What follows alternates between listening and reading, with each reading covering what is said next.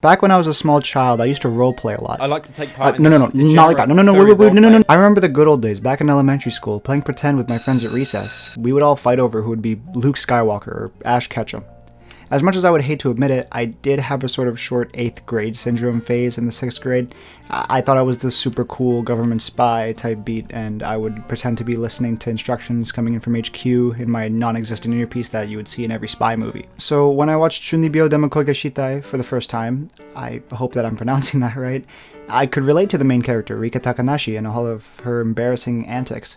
The intense battle scenes playing in her head while in reality she's just flailing her arms in the air was something that I have fond memories of doing myself. I love the first season of Chuunibyou. I think the romantic development between the two main characters is cute as hell.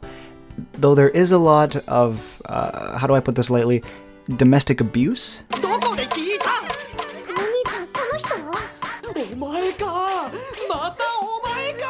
The animation is god tier, especially in the battle scenes thanks to Kyoto Animation, and watching the characters interact with one another was very entertaining all on its own.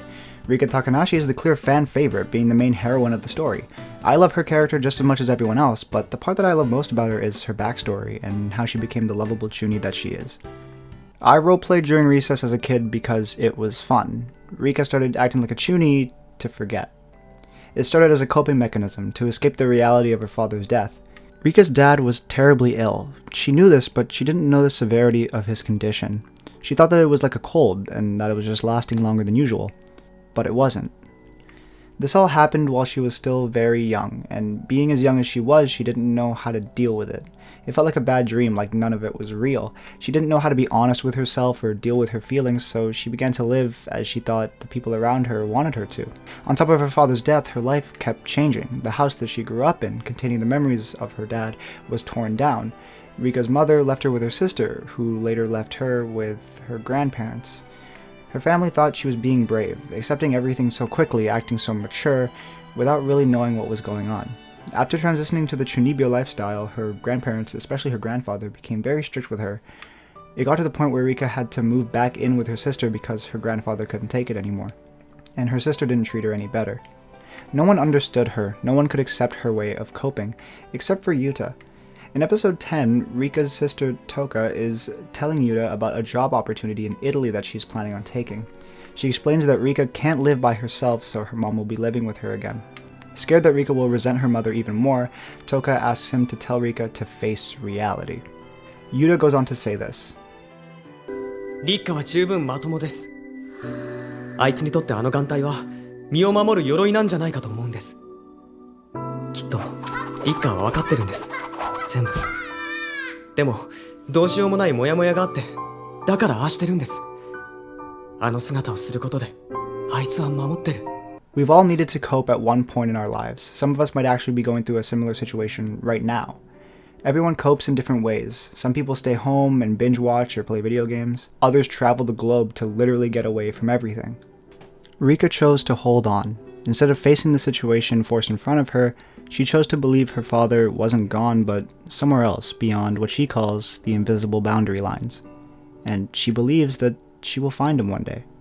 Some people might look at that and think that's not healthy. Denying and rejecting reality will only lead to even more severe pain in the future. While this isn't entirely true, it's also not entirely false. Refusing to accept your current situation can actually help you, as it gives you time to really absorb and analyze everything about your current situation without being completely stressed out about it. Obviously, you can't be in denial forever. Every situation varies, but there will always be a point where denial becomes more harmful than helpful. Thankfully, we don't see Rika reach that point. At the end of the first season, we see Rika accept her father's death and say a final goodbye to him. But unlike most coping mechanisms where they fade out once the person moves on, Rika continues to be a Chuuni and seems to be even more so than ever. The reality that Rika is choosing to live in stopped being a coping mechanism and started being a part of who she is. She has moved on from her father's death and is now choosing to remember the time she shared with him. The world in her head acts as a reminder that even though he is no longer with her physically, his memory still lives on. Just like her dad, being a Chuuni is a part of her, and that will never change. I think we can all agree that this year sucked. I've spent most of it trying to cope and escape reality, like what this video is about. Ooh. I hope everyone's doing well, and I hope that next year will be better. That's pretty much it. Thank you, and have a good night.